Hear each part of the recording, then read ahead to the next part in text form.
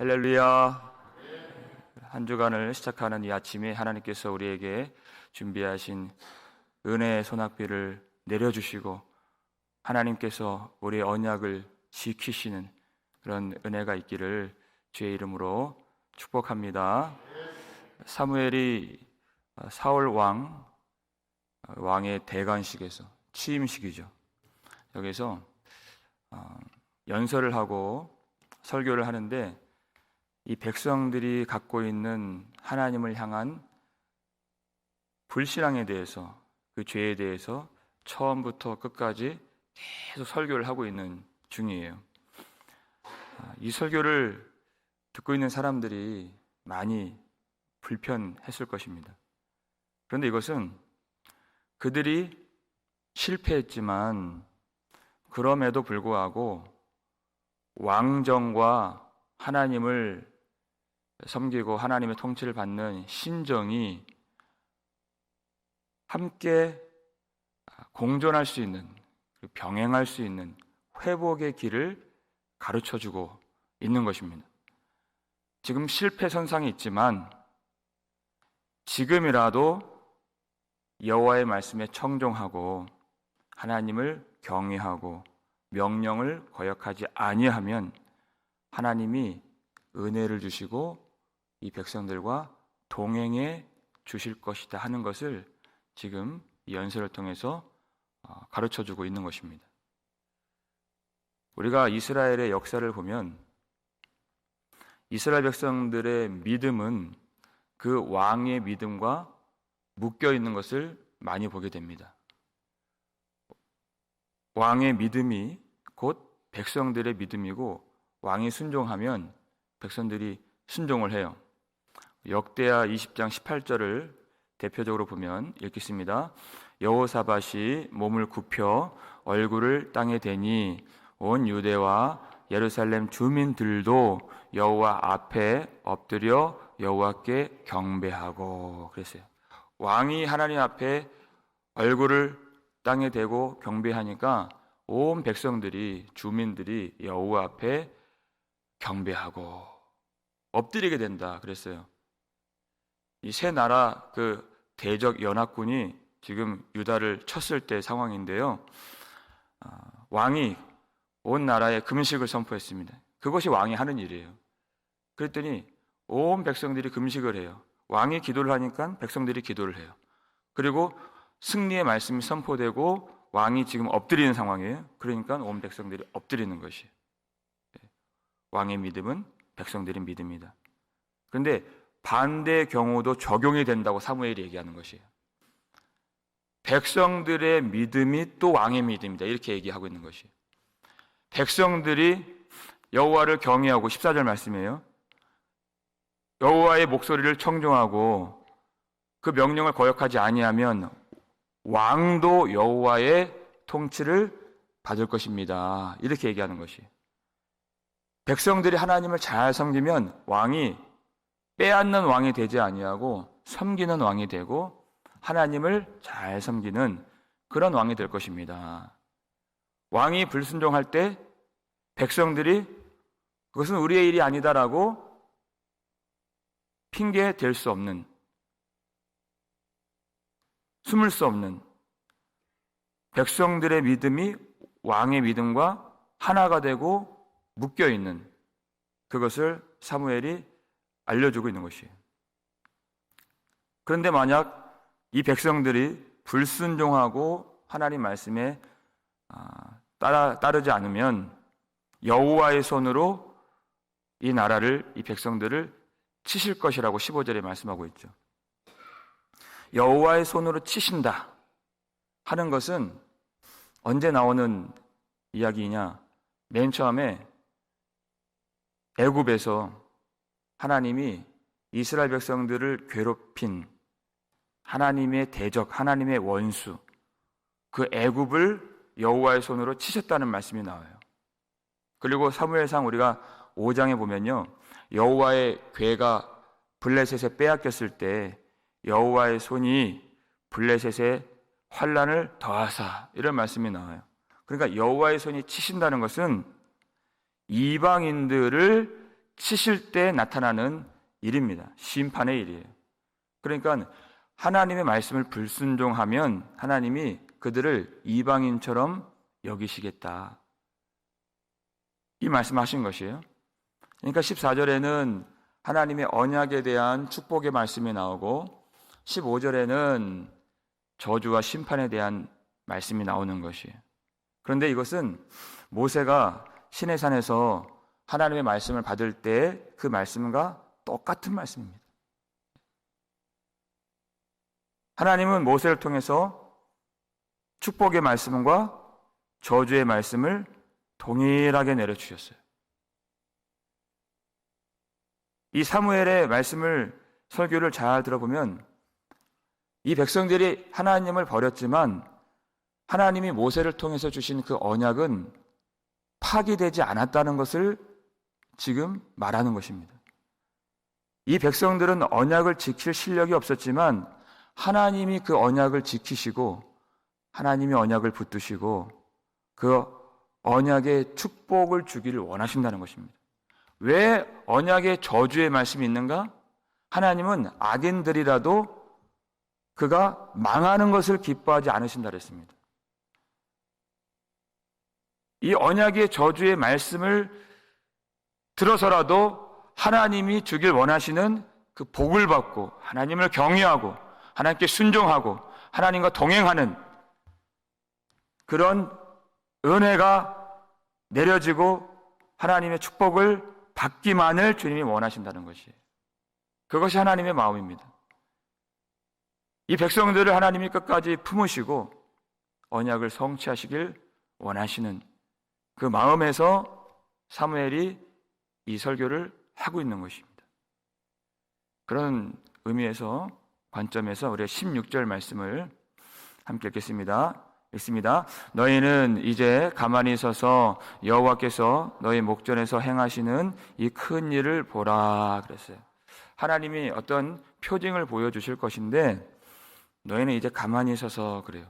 이 가만히 서서라는 이 말이 한번 나왔었죠. 이 설교 중에 흔들리지 말고 이것을 하나님이 보여주신다고 해서 이것 때문에 실족하지 말고 믿음으로 굳건하게 하여서 하나님이 보여주시는 그것을 통해 하나님의 마음을 알아야 한다는 것이에요.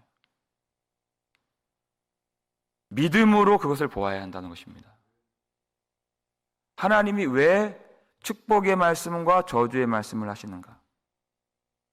지금 이 기쁨이 가득해야 하는 왕의 대관식에 시종일관 죄에 대하여서 말을 할 때 이 백성들이 아니 왜 오늘 같은 날 저런 말을 하나 상당히 불쾌할 수가 있어요. 그러니까 가만히 서서 사람의 감정이나 판단을 따라가지 말고 오직 하나님께서 보이시는 바를 보라는 것입니다. 사람의 생각을 따라가면 어떻게 하나님의 길을 알 수 있겠습니까? 사람의 감정을 따라가면 어떻게 하나님의 구원하시는 그 길을 걸어갈 수 있겠습니까? 나를 버려야 하나님이 붙들고 인도하시는 구원의 길을 걸어갈 수가 있는 것이에요. 내가 위에 있고 내가 앞서면 어떻게 하나님을 따라가요? 그러니까 가만히 있어서 들레지 말고 요동하지 말고 자기를 앞세우지 말고. 만약 사무엘이 이렇게 하지 않았더라면 이 백성들은 자기들이 하나님 앞에서 잘하는 줄 알았을 것입니다. 그리고 자기들이 잘해서 왕을 하나님이 허락해 주셨다고 오해를 했을 것이에요. 그런데 결코 이 백성들이 잘해서 주신 왕이 아니었습니다. 그들은 하나님을 버렸고 하나님의 은혜를 잊었습니다. 그리고 그 하나님의 마음을 아는 것이 지금으로서는 가장 중요한 일입니다. 하나님이 하나님의 마음을 알게 하시는 그 표정을 보여주실 것이에요. 그리고 하나님께서 그것을 통해서 하나님의 심판과 하나님의 저주가 무엇인가를 깨닫게 만들어 주실 것입니다. 하나님의 축복의 말씀이 선포될 때 축복의 말씀만 선포되면 아무도 이 축복을 받을 수 있는 사람이 없습니다. 저주의 말씀이 함께 선포되어야 그 저주를 피하여서 축복을 향한 갈망이 생기고 소원이 생기고 열정이 생기는 것이에요. 축복을 위해서 저주의 말씀을 주시는 것입니다. 그러니까 그 감정에 휘둘리지 말라는 것이에요. 하나님이 이 백성들을 살리시기 위해서 이 말씀을 주신다 하는 것입니다. 그리고 확신한 믿음을 주시기 위해서 표징까지 보여주시는 것이에요. 그것이 17절 말씀입니다. 읽겠습니다. 오늘은 밀 베는 때가 아니냐. 내가 여호와께 아뢰리니 여호와께서 우레와 비를 보내사 너희가 왕을 구한 일 곧 여호와의 목전에서 범한 죄악이 큼을 너희에게 밝히 알게 하시리라. 아멘. 그랬습니다. 자, 오늘은 밀 베는 때가 아니냐 그랬어요. 이스라엘 백성들이 살고 있는 그 팔레스타인 지경의 기후를 보면요, 건기와 우기가 뚜렷이 구분이 됩니다. 이른비라고 할 수 있는 그 비가 10월 달부터 내리고, 그리고 늦은 비라고 할 수 있는 한 4월경까지 그때만 비가 내리는 거예요. 그 겨울철에만. 그리고 그 4월 이후에는 9월까지 거의 비가 내리지 않습니다. 그리고 그 사이에 몇 번의 추수가 있는데 가장 6월절 근처 3월, 4월 경에 먼저 보리를 추수하고, 그 다음에 5월, 6월 경에 밀을 추수하고, 그 다음에 가을쯤에 다른 나머지 과일들을 이제 추수를 하게 되는 것이에요. 그런데 지금은 밀 베는 때가 아니냐 그랬어요. 대강 우리가 언제쯤인지 알 수 있겠죠? 5월, 6월 경이에요. 그럼 이때는 비가 올까요, 안 올까요? 비가 안 오는 시기예요. 그리고 비가 와서도 안 되는 시기예요. 왜? 밀을 추수하는 때이기 때문에 비가 오면은 1년 밀 농사 다 망치게 되는 것입니다.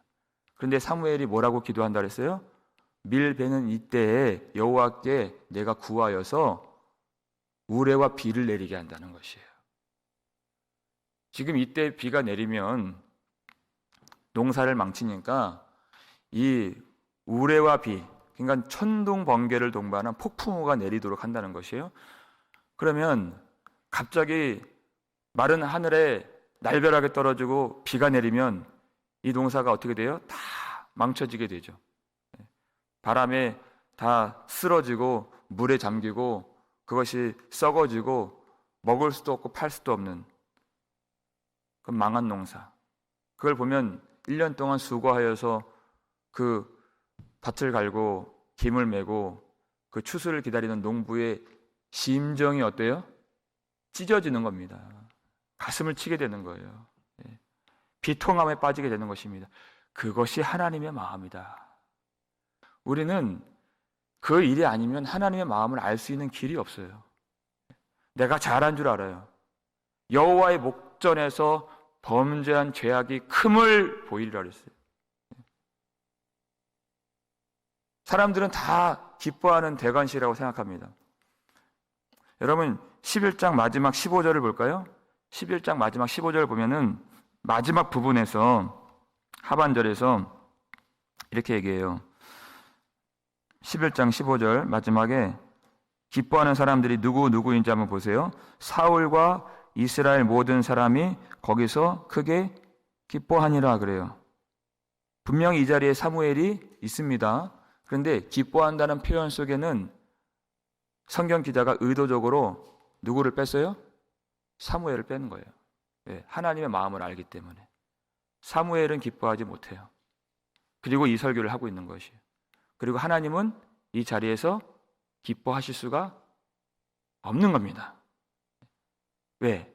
여호와 하나님을 버린 그 결과로서 비롯된 왕의 대관식이기 때문에 그 마음을 어떻게 알겠습니까?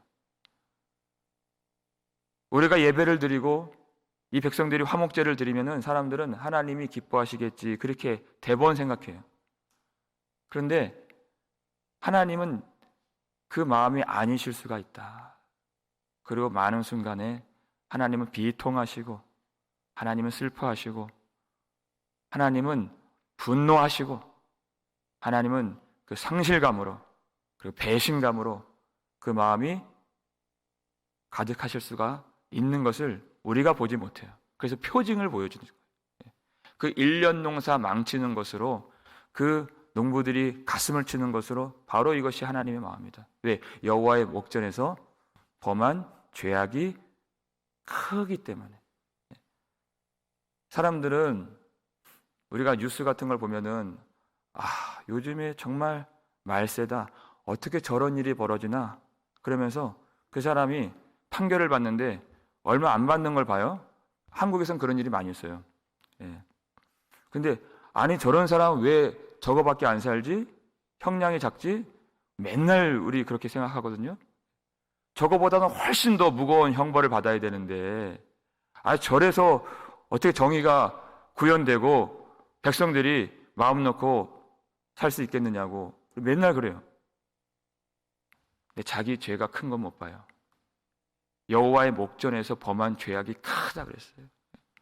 아니 그것도 우리는 더 형량을 높여야 된다고 말하는데 하나님을 버린 죄는 얼마나 큰 죄입니까? 내가 하나님을 버리고 내가 은혜를 잊은 것은 그 죄를 깨닫지 못한다는 것이에요. 그래서 주님이 그 표징을 통해서 그것을 보여주신다는 것입니다. 그러니까 사무엘이 그것을 위해서 기도를 해요. 하나님께 구하여서 지금 밀을 추수해야 되는데 비를 내려달라고 기도를 하고 있는 것입니다. 18절 말씀 읽겠습니다. 이에 사무엘이 여호와께 아뢰매 여호와께서 그날에 우레와 비를 보내시니 모든 백성이 여호와와 사무엘을 크게 두려워하니라. 아멘. 그랬어요. 아니 우리 같은 사람들은 성도들이 사업장이 있으면 축복해달라고 기도를 하죠. 번성케 해달라고 기도를 하죠.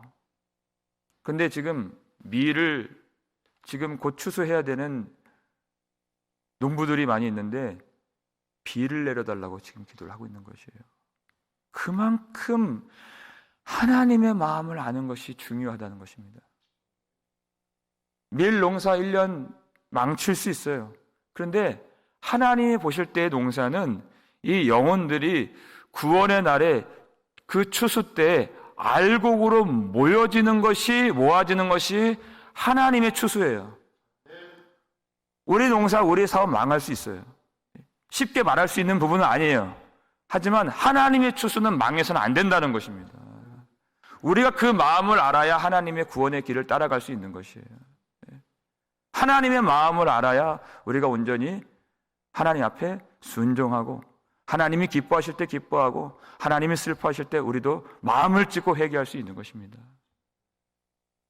그러니까 당장은 그것을 이해하지 못해도 사무엘은 기도하는 것입니다. 우레와 비를 보내주소서. 그랬더니 그 자리에 마른 하늘에 우레가 떨어지고 비가 내리는 그런 현장이 된 것입니다. 그때의 비는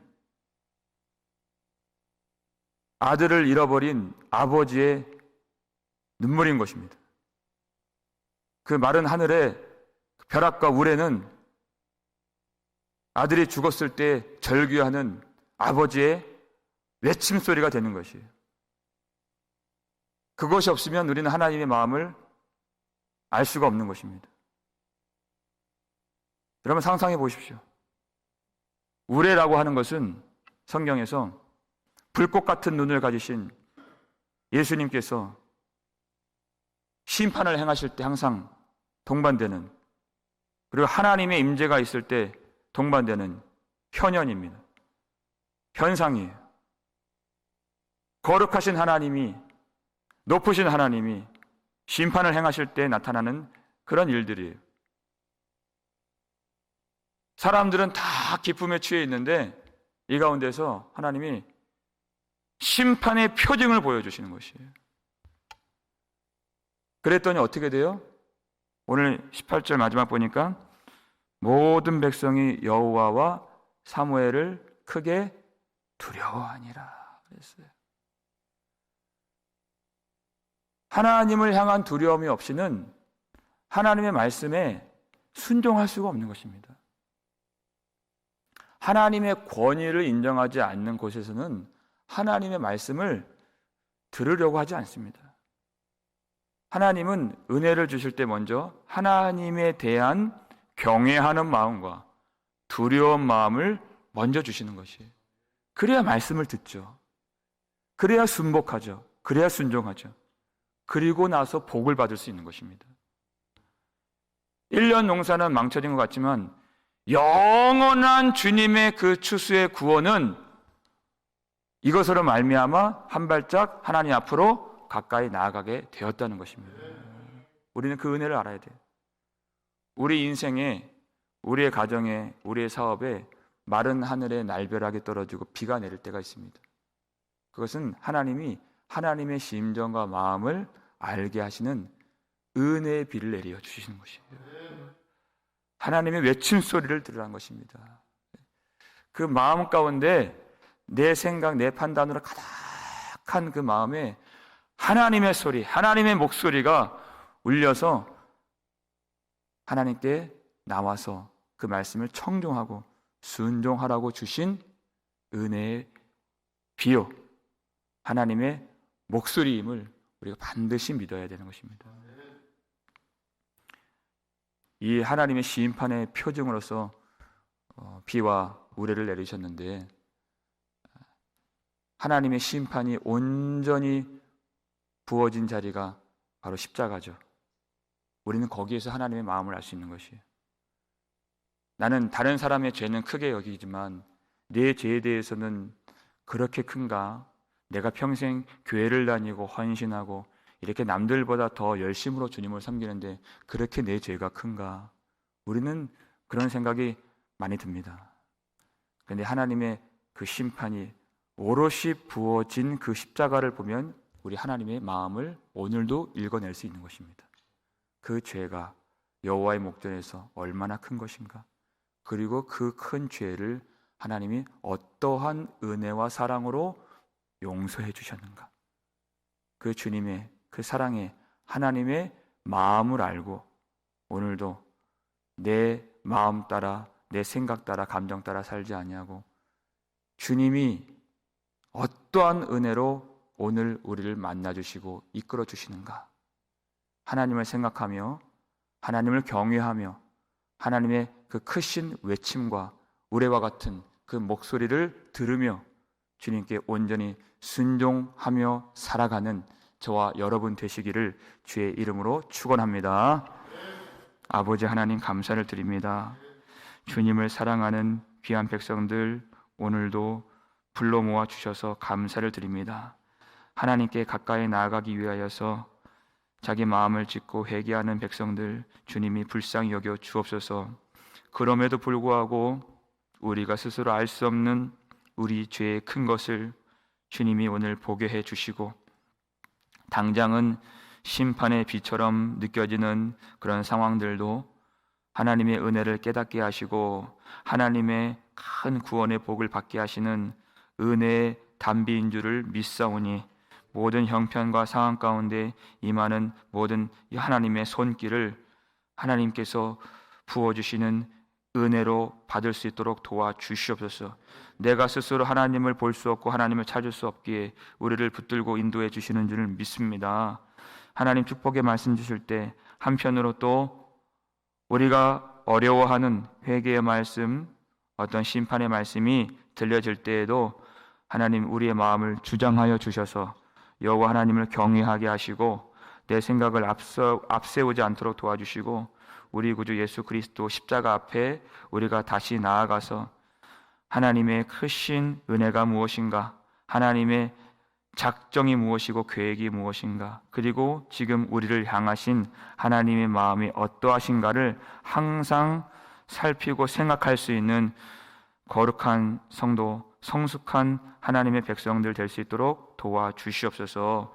하나님, 우리 모든 죄를 대신하여 예수 그리스도께서 십자가에서 죽으시고 보혈을 흘려주신 그 은혜, 그 큰 은혜, 그 사랑 가운데에서 우리의 마음이 다시 새로워질 수 있도록 도와주시고, 오직 하나님 앞에서 하나님이 명하신 그 큰 소리, 주님의 목소리, 주님의 음성만 듣고 따라갈 수 있도록 도와주시고, 그 순종과 그 예배를 방해하는 모든 악한 원수들을 주님이 멸하여 주시고, 평강 가운데 온전히 주의 길 따라갈 수 있도록, 그 길이 십자가의 길이요, 그 길이 우리가 세워야지고 우리가 망하는 길일지라도 주님과 함께 동행하는 길이라면 우리는 영원히 그 길 따라갈 수 있는 그 믿음으로 굳건히 서서 주님만 섬길 수 있도록 축복해 주시옵소서.